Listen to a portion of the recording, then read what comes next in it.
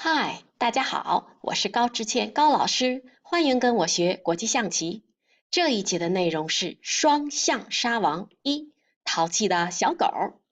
大家都知道，象是斜着走的，所以它在控制棋盘时，也是斜着把棋盘分割成两半。两个象结合在一起，就像一把打开的扇子。双象和王在这一节里是一个团队。他们将一起配合着将杀对方的王。我们将分两节来学习。我们还是先把黑方的王放在底线，底线的英文是 backrank。这里是黑方的底线，这里是白方的底线。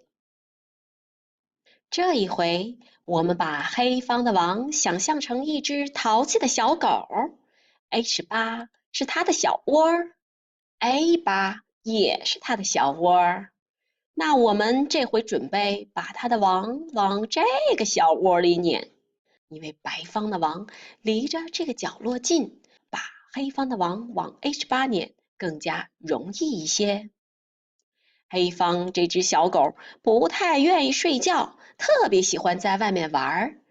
两个象，我们把它想象成自己的爸爸妈妈，王就是你喽。我们来看看怎么能让小狗乖乖的回窝睡觉呢？大家可以先来试试走第一步，我们按下暂停键，想一想，有走象E7的。哎呀，快看看发生了什么！黑方的王这几个格都不能走，可是现在又没有将，形成了无子可动了。不行，那我们能不能走向D7将？哎呀，黑方啊呜一口把你的象给吃了。不行，那我们再看看走向 F7。虽然黑方的王不能吃你的象，有王保着，但是这个小狗它会跑出来玩。哎呀，它从底下跑出来了，麻烦了。我们再来看一看，走王 G7，那黑方就会走王D8，它可是离着 H8这个小窝越来越远了，看来也不是最好的走法。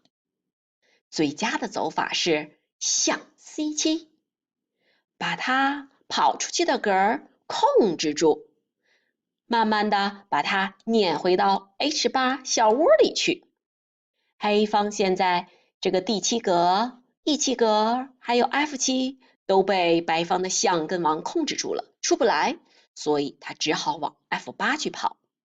我们再用另外的一个象挤住E8格，这样呢，黑方的王只好再往里面走。这个时候是关键，白方要赶紧走王 G6，也就是小朋友，你来关门。关住了门之后，这个淘气的小狗就不能从这面跑出去了。那现在呢，黑方它可以走王 F8，或者是王 H8。我们先来看他走王 F8的，他可能会说，我还想再出来玩一会儿。爸爸妈妈说，不行了，太晚了，该睡觉了，快回屋吧。将了他一下，好吧，出也出不来了，进去吧。另外的再将一下，还是出不来，进去吧。最后关灯睡觉，将上了黑方的王。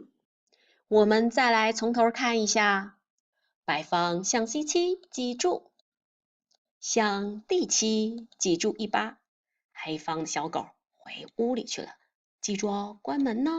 刚才我们走了王 F8，这回我们看看小狗如果自己回屋里去呢？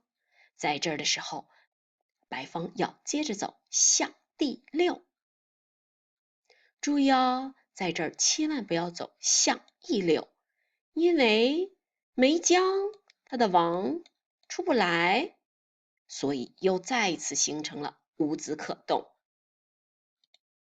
还是走象 D6，然后连着两个将就把黑方的王将住了。那可有的时候，这个淘气的小狗眼巴巴地看着你，它说：哎呀，能让我再玩会儿吗？也就是轮到黑方走棋了，说我实在是想再玩会儿，再给我几分钟嘛。那你也许会说，那好吧，那我再让你玩1分钟。我们如果往回退一下，看好，退回一个格，我们假设就让他玩1分钟，我们管这种方法叫做等招，等着他的王回到这里，然后我们重新走到象 C7 这个位置。那你也许会说，我给他玩2分钟吧，一个格2个格2分钟，或者是往前面走，或者是说我给他玩3分钟，1、2、3，退回3个格，或者是你说4分钟，最多只能多玩4分钟。小狗好像也挺感激你的哈。然后当它的王走过去的时候，因为它已经答应了你，所以4分钟之后它要乖乖的回家里去了。然后白方再把象压到 C7，跟刚才的几王是一模一样的。那也许我们还可以用另外的一个象来进行等招，我们往这个地方退1格，退2格、3格，让它多玩3分钟。这个小狗一定很感激你。多玩了3分钟之后可要听话了哈。注意，在我们退象的过程当中不管是黑格象还是白格象，你在退的时候一定要保持对这个线的控制，尤其是 C8 格不能让这个黑方的王呢从 C8 或者是 C7 格跑了，我们要上别的地方另外一条线上去等，那黑方的王可能就从这儿跑了，那是不理想的就像我们一开始说的，因为白方的王离着 H8 的角落近，所以呢，我们把黑方的王往这个角落里撵是比较理想的。那有的小朋友说，那我们往这个角落里去撵怎么样呢？其实也是可以的。如果你要想往 A8 的这个角落去撵的话，那你的王一定要转过来，走到 B6 的这个位置。也就是说，这个王一定要起到一个关门的作用，它来控制住 A7、B7、C7 几个格。接下来又到了我们的亲子互动，这一节我们来练习双向杀王。